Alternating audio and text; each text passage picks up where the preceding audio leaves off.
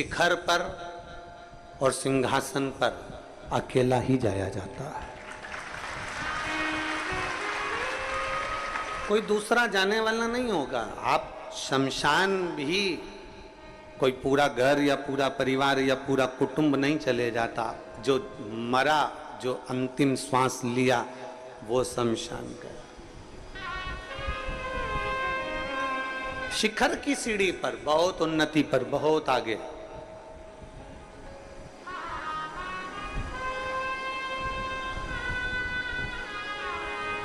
दस 20 हजार लोग अरबपति खरबपति नहीं बन जाते। अरबों खरबों में कोई एक ही खेलता है, कोई आगे बढ़ जाता है। सिंहासन चाहे प्रधानमंत्री की सीट हो, विधायक की सीट हो, मुख्यमंत्री की सीट हो, चाहे अध्यक्ष की सीट हो, चाहे कलेक्टर की सीट हो, चाहे कोई भी सीट हो, सिंहासन एक होता है और उस पर एक व्यक्ति बैठता है।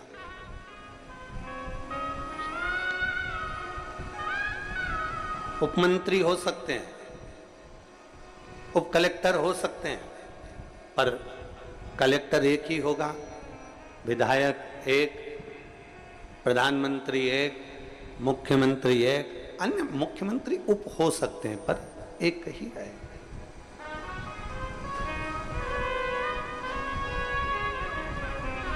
मैं मंदिर अकेला जाता हूं, मैं भगवान शंकर पर अकेला जल चढ़ाता हूं, मेरे घर से कोई मंदिर नहीं जाता, कोई जल चढ़ाने नहीं जाता।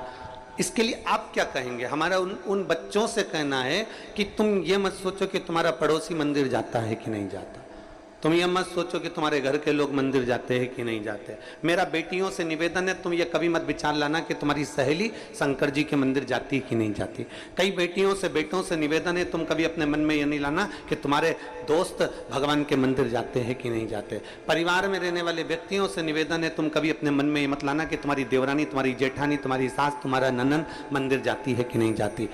तुम अकेले भगवान शंकर के ऐसे भक्त हो जिसको भगवान शिखर तक और सिंहासन तक लेकर जाना चाहता है। शिखर तक भी वो ले जाना चाहता है और सिंहासन तक भी वो ले जाना चाहता है। आप अकेले नहीं जा सकते, आप सामूहिकता में सबके साथ नहीं जा सकते, अकेले जाना, अकेले। वो एक लाइन पहले गुनगुनाते थे, शायद आप लोगों ने भी गुनगुनाई होगी, एकला चलो एकला चलो एकला चलो, अकेले।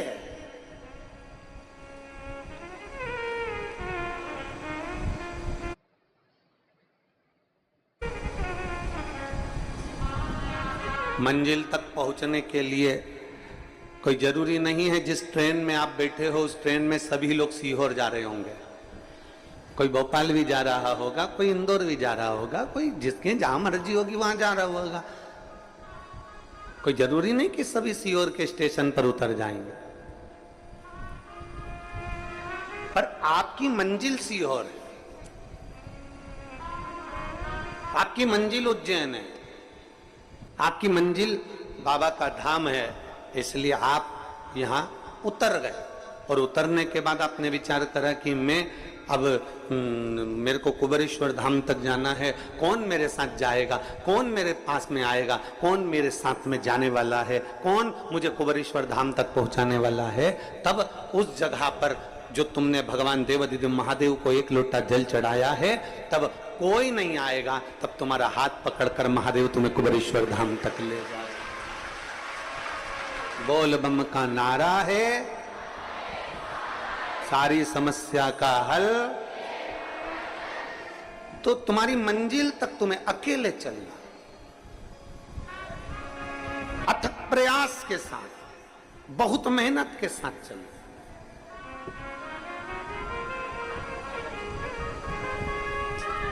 घर में माता भी है, पिता भी हैं, बहन भी है, भाई भी है, रिश्ते भी हैं, नाते भी हैं, कुटुंब भी है, कबीला भी है, सब कुछ तुम्हारे घर में भगवान भोलेनाथ की कृपा से है। पर चलना और मेहनत अकेले करना ही पड़ेगा, कोई दूसरा नहीं चलेगा तुम्हारे साथ। उसकी मंजिल आएगी वो चले जाएगा, उसका स्टेशन आएगा वो उतर जाएगा।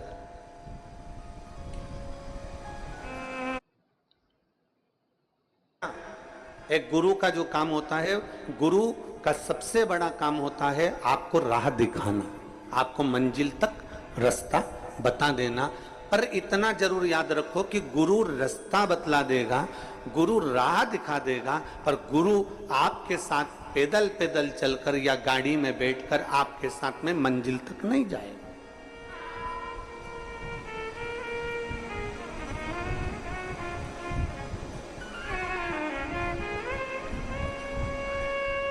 कई लोग आते हैं कुबेरेश्वर धाम पर, पूछते हैं हमको उज्जैन जाना है महाकाल बाबा के दर्शन करने के लिए। ट्रेन आती है, सुबह 10 बजे में मिलेगी, 11 बजे में मिलेगी, शाम को भी मिलेगी, रात्रि को भी मिलेगी। आराम से उज्जैन जाओ, बाबा का दर्शन करो। मेरे महाकाल राजा का खूब श्रृंगार का दर्शन, कुछ भस्म का दर्शन, भस्म आरती का दर्शन, मेरे बाबा के सुंदर हरिओम जल का दर्शन खूब प्रेम से करो। फिर कोई काम में लगा हुआ व्यक्ति और उससे कोई कह दे कि साहब मुझे उज्जैन जाना है, क्या मैं उज्जैन जा रहा हूं, क्या तुम मेरे साथ उज्जैन चल रहे हो? तो वो कहेगा देखो हमने मार्ग बता दिया, ट्रेन का समय बता दिया, बस का समय बता दिया, तुम्हें होटल का नाम बता दिया, धर्मशाला का नाम बता दिया, एड्रेस पूरा बता दिया, अब चलना किसको है? साथ वाला जो काम कर रहा है, जिससे तुमने एड्रेस पूछा, जिससे तुमने पूछा स्थान पूछा, वो नहीं जाएगा साथ में। साथ में कोई नहीं जाने वाला, आपको जाना है, आप चले जाओ।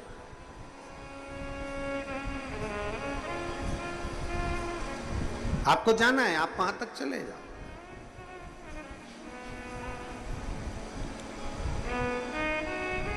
अब गुरु का जो काम है, गुरु एक ही बात कहता है कि तुम्हें शंकर के शिवालय तक जाना है, शिव के मंदिर तक जाना है, एक लोटा जल चढ़ाना है, शंकर का गुणगान गाना है, श्री शिवाय नमस्तुभ्यम बोलना है, तुम्हें शंकर के मंदिर में झाड़ू लगाना है, पोछा लगाना है, सेवा करना है, चाकरी करना है, ये गुरु बता देगा। गुरु का काम है बताने का, वो बताएगा।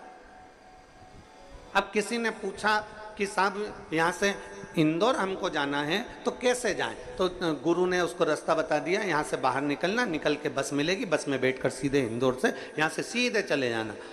और अपनी गाड़ी से आयो तो यहाँ से सीधे, तो हमको भोपाल जाना हो तो कि भोपाल का रास्ता इधर है, तुम ऐसे चले जाना। अब गुरुजी ने तो सीधा सीधा रास्ता बता दिया। अब गुरुजी ने सीधा सीधा रास्ता बताया, पर तुम्हारी आदत इतनी बुरी है ना कि गुरुजी ने जो रास्ता बताया, एक व्यक्ति जो रास्ता बता दिया, उस रास्ते पर चलने के बजाय आप लोग, कई लोग संसार के ऐसे होते हैं कि किसी से रास्ता पूछ लेते हैं। जब निकलते हैं, इंदौर से निकले कुबेरेश्वर धाम के लिए तो रास्ता पूछ कर चलते हैं, जब भोपाल से निकले कुबेरेश्वर धाम के लिए तो रास्ता पूछ कर चलते हैं। उसके बाद तुम्हारी आदत, हमारी आदत, सबकी आदत एक जैसी है कि थोड़ी दूर चलने के बाद हम दूसरे व्यक्ति से फिर पूछते हैं कि भैया इंदौर जाना है, इधर से चले जाऊं क्या? अब उसको जो रास्ता मालूम होगा वो वही रास्ता बताएगा। उसने कहा नहीं, ये रास्ता दूर पड़ेगा, तू इधर से घुस जा,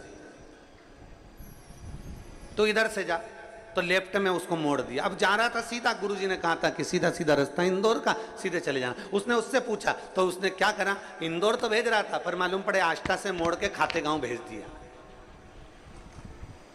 अब खाते गांव में पहुंच गए तो फिर वहां पर पूछा कि भैया हमको इंदौर जाना है, तो के उसने जो दूसरा मिला था ना उसने भी किया था, कहीं मत पूछना, यहां से सीधे सीधे निकल जाए, इंदौर का रास्ता मिल जाएगा, हाईवे मिलेगा, टच हो जाएगा, निकल जाएगा। अब वहां पहुंचा तो वहां जाके पूछ लिया क्यों भैया हमें इंदौर जाना है?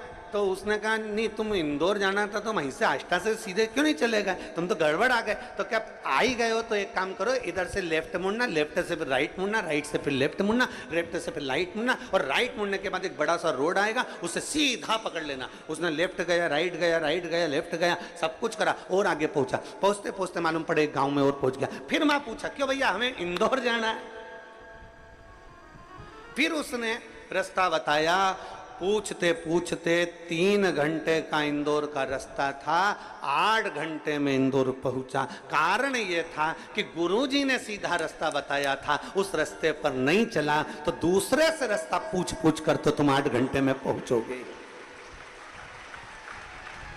जब सीधा सीधा रास्ता बता दिया गुरुजी ने, सारी समस्या का हल, एक लोटा जल। अब जब सीधा रास्ता मिल गया तो तुम्हारी आदत इतनी बुरी है ना कि तुम वो टेढ़ा रास्ता पकड़ते ही हो। फिर दूसरे के पास पहुंच गए, भैया बड़ी दुखी हूं, तो फिर उसने भी कह दिया कि 3-4 बार मेरे पास आना और मैं तेरे को रास्ता बता दूं। वो रास्ता बताया, फिर वहां से छूटा, फिर आगे किसी से पूछ लिया, मैं बड़ी कष्ट में हूँ, कुछ बताओ। तो क्या थारी पत्रिका लेकर आना, मैं बताऊं। पत्रिका देखी, ये देखा वो देखा, नगमग सब पिना दिया, तो भी फिर आगे गई। रास्ता क्लियर नहीं हो रहा ना। और जो गुरु बोला सीधा सीधा रास्ता बता दिया, एक रास्ता बता दिया कि कहीं मत जाना, बस केवल लोटा उठाओ, शंकर के दरवाजे पहुंच जाओ, तुम्हारा जीवन सार्थक हो जाए। पर सीधा रास्ता चलो जब तो, सीधा रास्ता तुम चलो जब तो बात है ना। तुम्हारी तो आदत टेढ़े टेढ़े चलने की है। थोड़े दिन तो सीधा चले, फिर यूं छो जाए, फिर चले, फिर यूं घूम जाए, फिर मन करे कि अब 5 सोमवार अपन ने 5 बार पशुपति व्रत कर लिया, 3 बार अपन ने पशुपति व्रत कर लिया, 2 बार ऐसा कर लिया, 1 बार ऐसा कर लिया। मैं तो 2 महीने से जल चढ़ा रही, मैं 4 महीने से जल चढ़ा रही, बाबा तो मेरी सुन ही नहीं रिया। तो तुमने फिर रास्ता चेंज करा, रास्ता चेंज करा, मालूम पड़े इतना कुआं तो पहले ही खोद लिया था, और थोड़ी खोद लेती और खोद लेती तो पानी निकल जाता, पर आधा कुआं छोड़ के दूसरा कुआं खोदने बैठ गए। एक विश्वास के साथ, एक भरोसे के साथ, एक दृढ़ता के साथ, एक पूर्ण विश्वास के साथ जब हम देवाधिदेव महादेव के करीब में जाते हैं, पूर्ण भरोसे के साथ जब हम भगवान शंकर के करीब में जाते हैं, तब हमारा विश्वास जब पूर्ण होता है तो महादेव हमारे कार्य को करता जरूर है, ये निश्चितता है, वो करता जरूर है।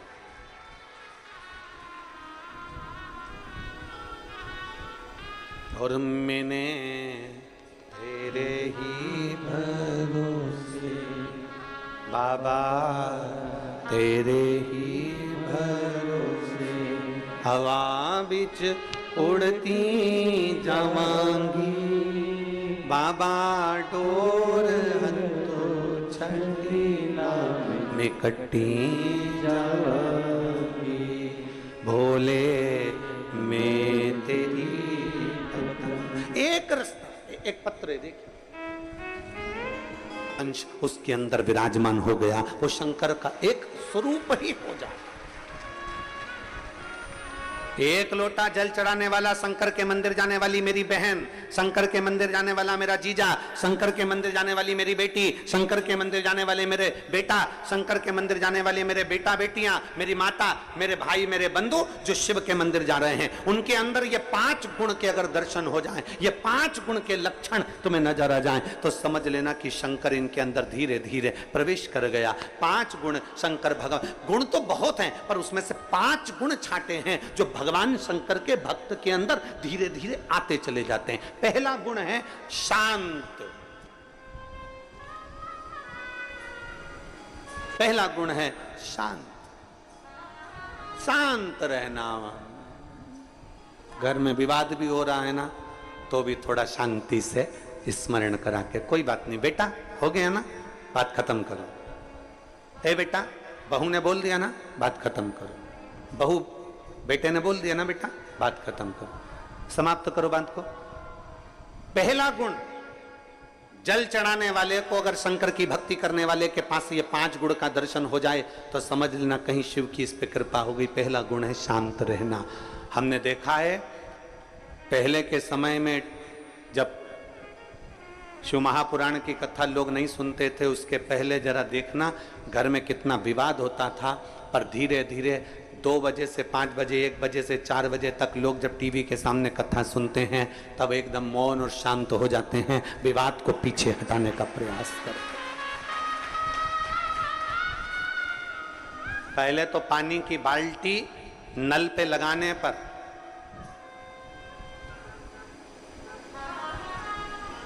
पानी की बाल्टी नल पे लगाने पर, पानी की बाल्टी कुएं पर भरने पर लड़ाई हो जाती थी। आज के समय में वो लड़ाइयां बंद हो गई क्योंकि लोग शांत हो गए, सहज हो गए, शांत, सरल है। दूसरा है समदर्शी।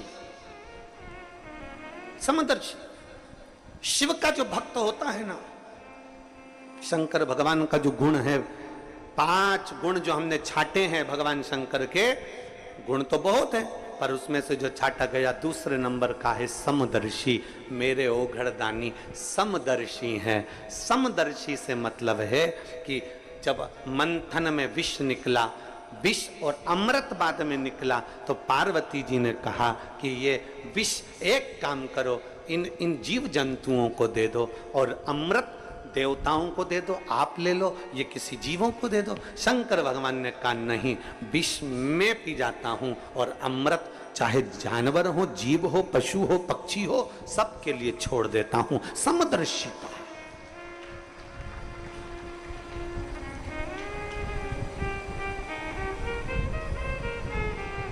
एक समदर्शिता मेरे शंकर भगवान की दृष्टि है।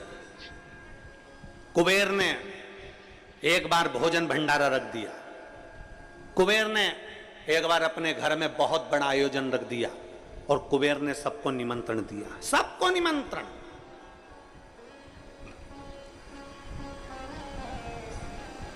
अब कुबेर के यहां पर जब इतना धन है, इतना वैभव है, इतनी संपदा है, इतनी सत्ता है, इतना वैभव कुबेर का है कि जितने भी देवताओं को धन चाहिए तो वो कुबेर के पास जाते हैं, जितना वैभव चाहिए तो कुबेर के पास जाते हैं, जितनी संपदा होती है तो कुबेर के पास जाते हैं। तो उस कुबेर के यहाँ जाने के लिए कौन मना करेगा?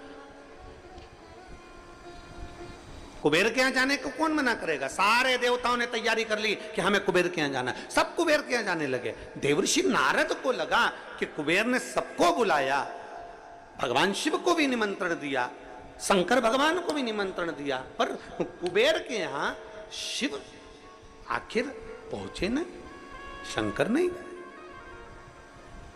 तब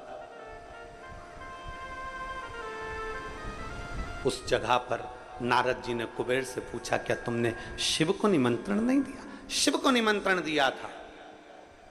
मैं जब शंकर भगवान को निमंत्रण देने गया तो शंकर भगवान ने कहा मैं अपना सिंहासन छोड़कर नहीं जाता।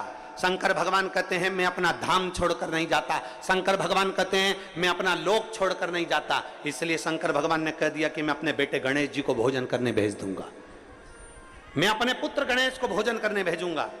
तो मैं कुबेर, मेरे यहां सारे देवता आ रहे हैं तो शंकर भगवान नहीं आएंगे तो क्या हुआ?